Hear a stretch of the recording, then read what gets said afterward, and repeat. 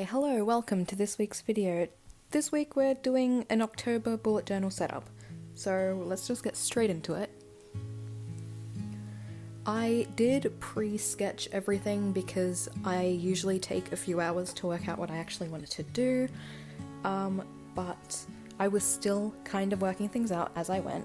Now, most people do kind of Halloween vibe for their October journal, but because I live in Australia, things tend to not be nice and spooky.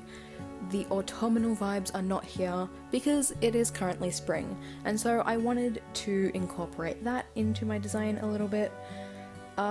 So yeah, that's what you're gonna see. I did still want to stick to some of those traditional Halloween styles, I guess, so there are some pumpkins involved and quite a bit of orange, but yeah.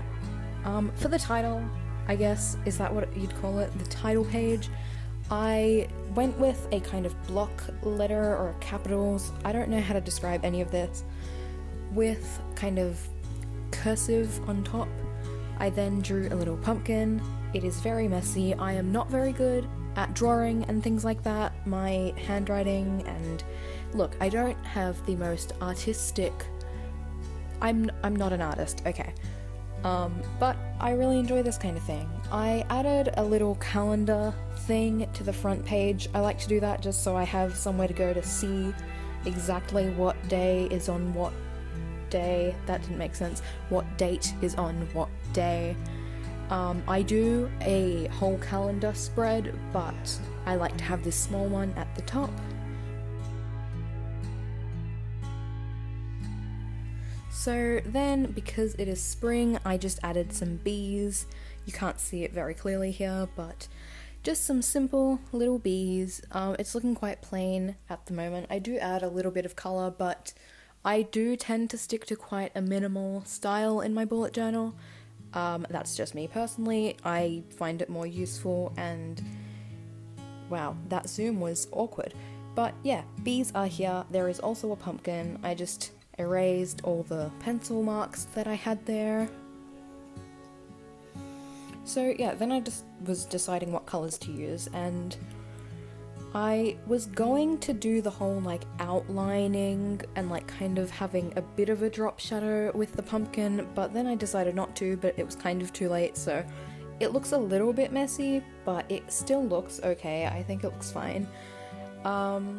But yeah, I can't believe it's already October. This year has completely flown by.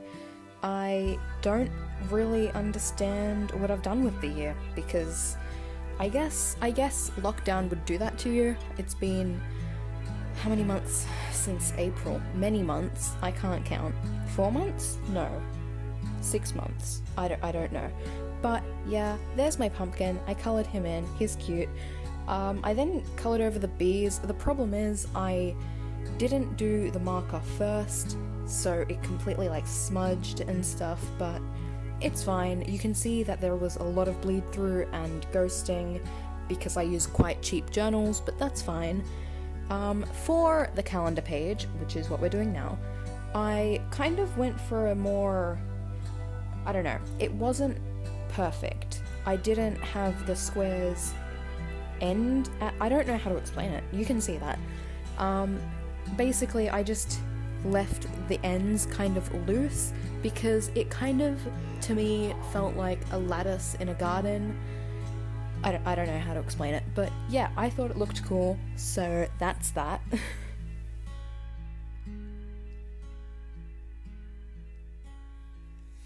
So I just filled that out, and yeah, I don't know. How do I fill up this whole time of talking? How are you? How have you been? How was your week?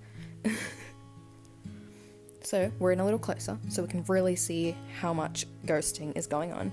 I added the days, dates. I always get confused when to use days or dates.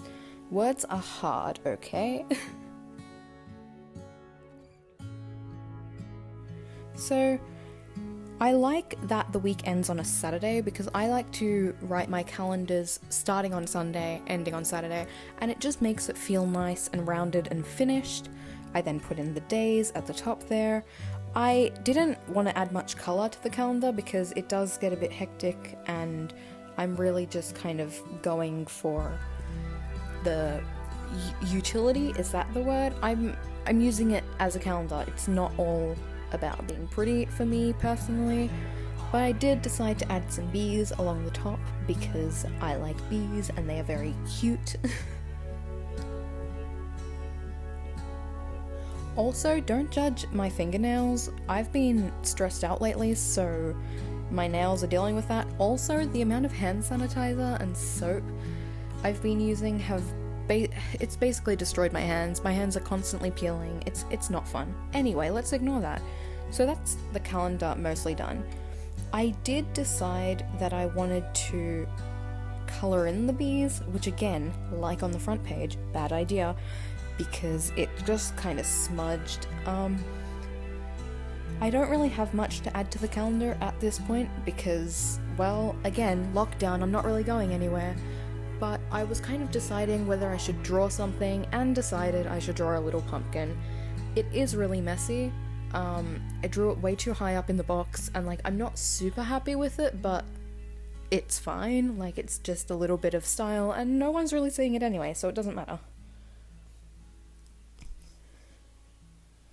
I also decided to mark Halloween. I thought I'd draw a bat, so I tried to sketch it out, realised I had no idea what bats look like, and instead of looking it up, I just kind of went for it, so it kind of looks like a spider that's already been stepped on. So, yeah, enjoy that. It just looks like, well, you know what, I think it could be considered a bat, but again, lots of bleed through because cheap, thin paper. Then we get to my habit tracker and mood tracker, I guess. I track quite a few things there. So I have two separate trackers on this page. I have the dates going long ways because there's like 31 days. It didn't quite fit properly on the shorter side of the page. But that that top chart is my habit tracker. So I have just all the little things that I like to be reminded of to do every day, like make my bed first thing in the morning and drink 2 liters of water.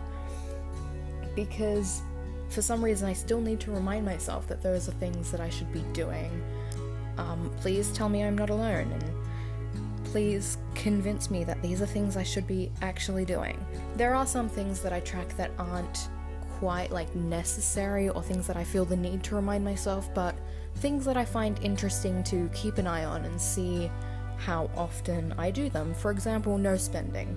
For that, I don't count like all spending, I mean just like no buying money? What? No spending money on like random things, like groceries obviously doesn't count. But yeah, I track a few different things, and my handwriting is super messy. Wow. Anyway, the bottom tracker is one that I really enjoy, and it's a mood tracker, water tracker, and sleep tracker. So basically I have different colours corresponding to each of those 3 categories. And then I just mark how I don't even know how to explain this.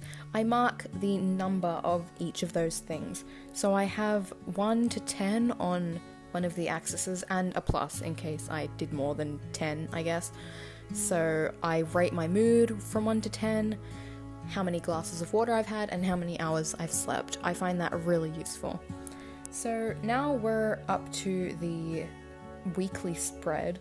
I just checked on my last one to see how I did it because of course I had to do that. I wanted to split this up to include the first week and a bit because the month doesn't start on a Monday or like close to that. I think it starts on a Thursday if I'm remembering correctly. But yeah, I basically just did that and ruled it out. And once I ruled it out, I did realize that I did 1 less days than I needed. So I ended up just splitting one box in half because on like weekdays when I'm at work, I don't have much on like my to-do lists or anything like that.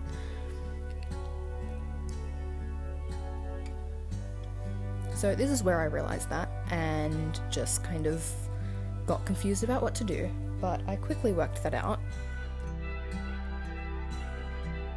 And my camera also likes to go in and out of focus, so just ignore that.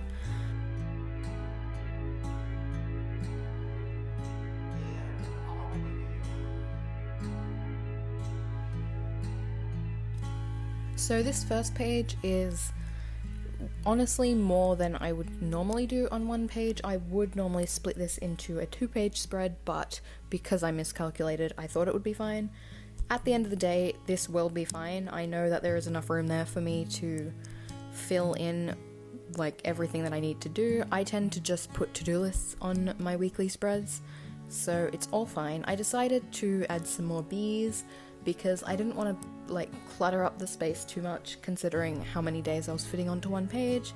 This time though, I thought to colour them in before adding the stripes, which, you know, I should have been doing that the whole time, but it's fine. And then I was finished. This is just the final flip through. I hope you enjoyed this video. If you did, you can give it a thumbs up.